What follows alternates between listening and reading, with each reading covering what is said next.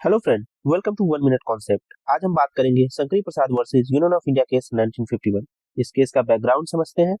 उस वक्त इंडिया में बहुत सारे land reform and agrarian reform जैसे एक्ट्स ऑपरेट कर रहे थे। इनमें गवर्नमेंट बिग लैंड ओनर्स और जमींदार से लैंड ग्रैब कर रही थी और लैंडलेस फार्मर्स में डिस्ट्रीब्यूट कर रही थी। इस वजह से इस एक्ट के इम्प्लीमेंटेशन में बहुत सारे फंडामेंटल राइट जैसे राइट टू प्रॉपर्टी वायलेट हो रहा था, जिनकी वजह से कोर्ट्स इन लॉज को कंटिन्यूअस स्ट्राइक डाउन कर रही थी। गवर्नमेंट इन जजमेंट को डाइल्यूट करने के लिए फर्स्ट कॉन्स्टिट्यूशनल अमेंडमेंट एक्ट 1951 में पास किया है और उसमें आर्टिकल 31A और 31B को ऐड किया है। 31A के अनुसार कोई भी लॉ जो लैंड रिफॉर्म और एग्रेरियन रिफॉर्म से रिलेटेड है, अगर वो फंडामेंटल राइट को वायलेट करता है तो वो कोर्ट्स में चैलेंज नहीं किया जा सकता। और आर्टिकल 31B के अनुसार 9th शेड्यूल का क्रिएशन हुआ है, जिनमें कोई भी लॉ अगर फंडामेंटल राइट को वायलेट करता है और वो लॉ 9th शेड्यूल में प्लेस है तो उस पर जुडिशियल रिव्यू नहीं होगी।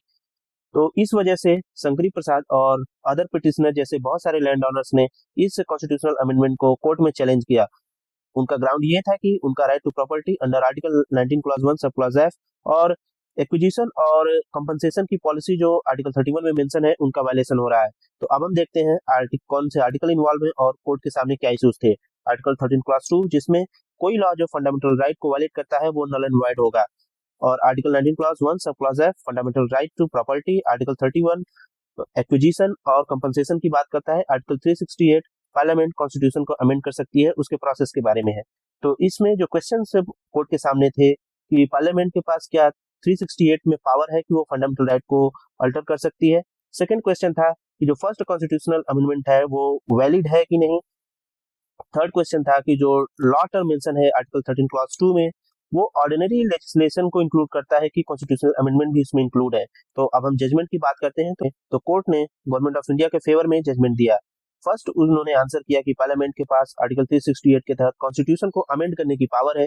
सेकेंड में उन्होंने कहा कि जो फर्स्ट कॉन्स्टिट्यूशनल अमेंडमेंट एक्ट है वो वैलिड है, अगर वो फंडामेंटल राइट को वायलेट करता है तो वो चैलेंज नहीं किया जा सकता।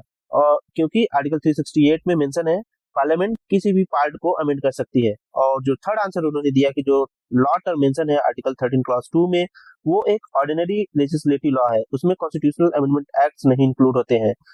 कोर्ट का ये बहुत ही नैरो इंटरप्रिटेशन था और इसकी वजह से ये हुआ कि जो आर्टिकल 13 क्लॉज 2 है और 368 है वो दोनों सेपरेटली ऑपरेट होते हैं।